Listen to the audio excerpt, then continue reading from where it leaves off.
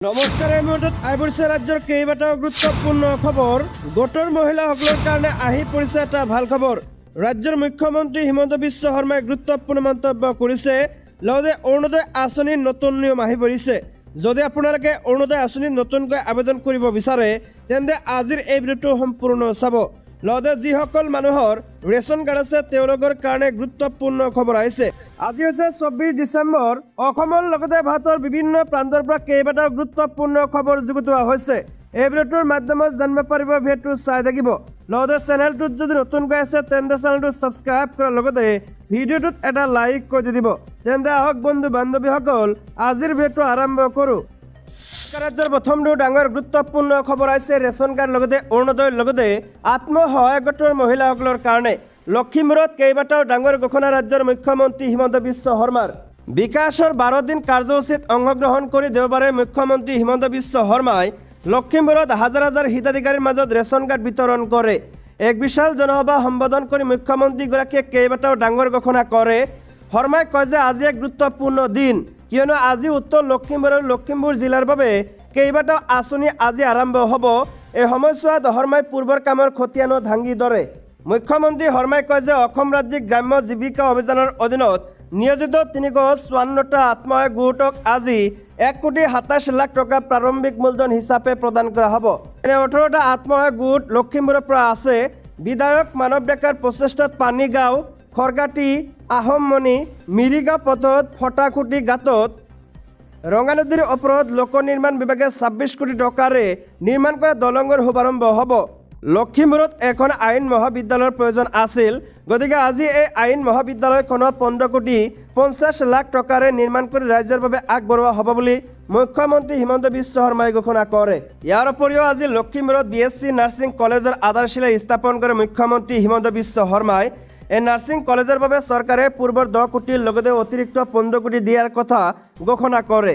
বগীনদীত 15 কোটি টকাৰে 700 আসনযুক্ত অত্যাধুনিক প্ৰেক্ষাগৃহৰ আধাৰশিলা স্থাপন কৰাৰ কথাও ঘোষণা কৰে শৰ্মাই। শৰ্মাই কয় যে আজিৰ এই সভাখনৰ জৰিয়তে অসমৰ 37টা বিধানসভা সমষ্টিত 5 লাখৰো অধিক লোকক ৰেচন কাৰ্ড প্ৰদান কৰা হয়।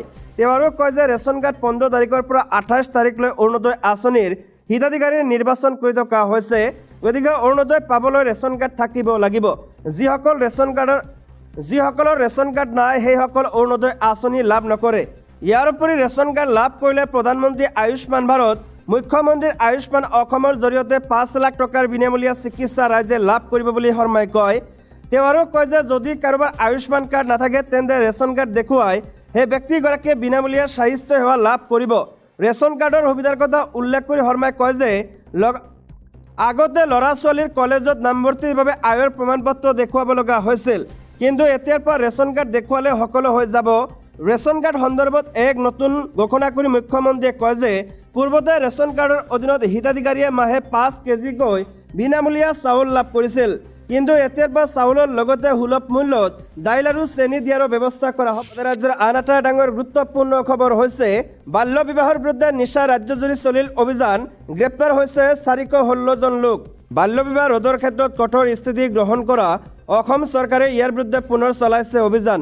বাল্য বিবাহৰ বিৰুদ্ধে শনিবাৰে নিশা চলোৱা তৃতীয় পক্ষৰ অভিযানত 416 জন লোকক গ্ৰেপ্তাৰ কৰা হৈছে বুলি দেওবাৰে মুখ্যমন্ত্ৰী শৰ্মাই প্ৰকাশ কৰে।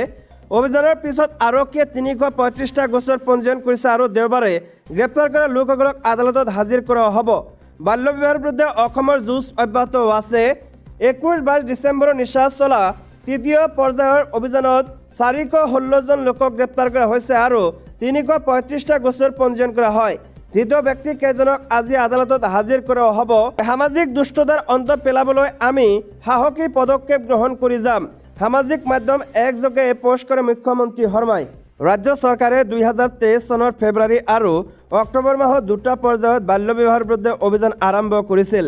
ফেব্ৰুৱাৰী মাহত প্ৰথম পৰ্যায়ত 3,483 জন লোক গ্ৰেপ্তাৰ কৰা হয় আৰু 4,515টা গোচৰ পঞ্জীয়ন হোৱাৰ বিপৰীতে অক্টোবৰ মাহত চলা তৃতীয় পৰ্যায়ৰ অভিযানত 915 জন লোকক গ্ৰেপ্তাৰ কৰা হয় আৰু 710টা গোচৰ পঞ্জীয়ন কৰা। ছাত্ৰ ছাত্ৰীসকলক লৈ মুখ্যমন্ত্ৰী হিমন্ত বিশ্ব শৰ্মাৰ গুৰুত্বপূৰ্ণ মন্তব্য। পৰৱৰ্তী বাজেটত ছাত্ৰৰ বাবে আহি আছে ভাল খবৰ।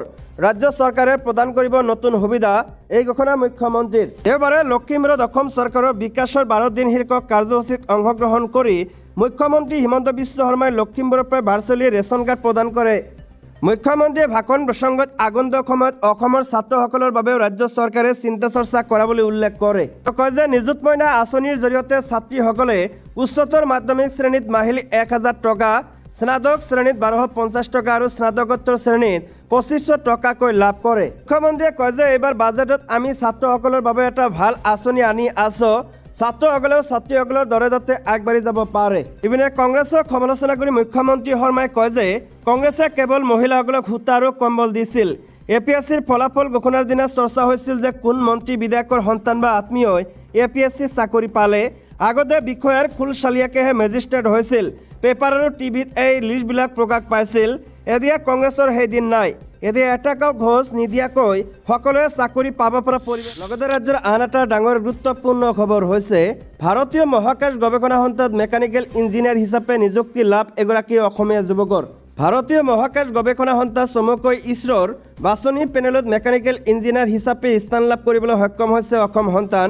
কাছাৰ জিলাৰ সোণাই বিধানসভা সমষ্টিৰ কাবুগঞ্জৰ নগদীৰ গ্ৰাম ৩য় খণ্ডৰ বাসিন্দা আমজাদ আমিন ৰাহুলৰ ইছৰোৰ বাছনি পেনেলত স্থান 11 নম্বৰ। আমজাদ আমিন ৰাহুলে ভাৰতীয় মহাকাশ গৱেষণা সন্থাৰ কেন্দ্ৰীয় নিযুক্তি বোৰ্ড 2023 নিযুক্তি পৰীক্ষাৰ বাছনি তালিকাত 153ৰ ভিতৰত 11 নম্বৰ স্থান লাভ কৰিবলৈ সক্ষম হৈছে।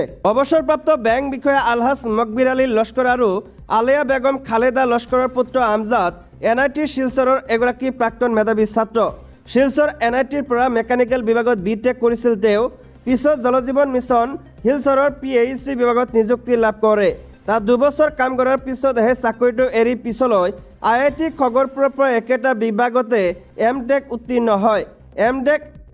MTech প্লেচমেণ্টৰ জৰিয়তে বাংগালুৰুত অভিযন্তা হিচাপে চাকৰি লাভ কৰে আমজাদে।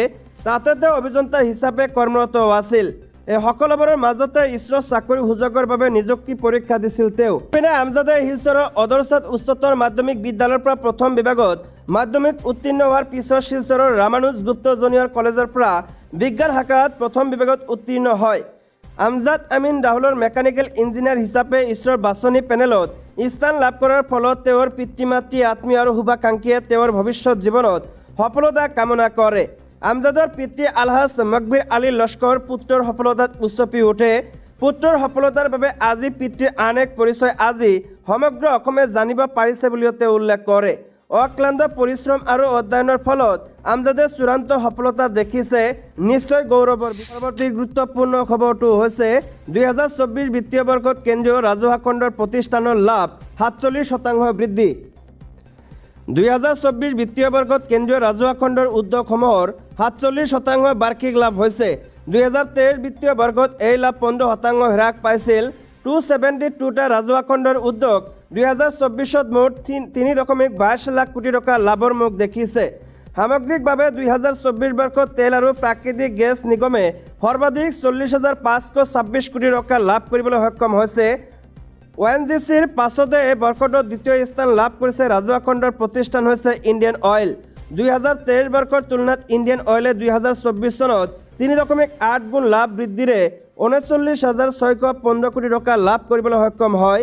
এই বছৰটোত সৰ্বাধিক লোকচানৰ সন্মুখীন হোৱা প্ৰতিষ্ঠান হৈছে ভাৰত সঞ্চাৰ নিগম লিমিটেড।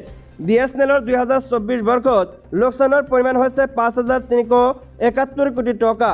তাৰ পাছত লোকচানৰ সন্মুখীন হোৱা আন এটা উদ্যোগ হ'ল ৰাষ্ট্ৰীয় ইস্পাত নিগম লিমিটেড। এই প্ৰতিষ্ঠানটোৰ লোকচানৰ পৰিমাণ হৈছে 4,849 কোটি টকা।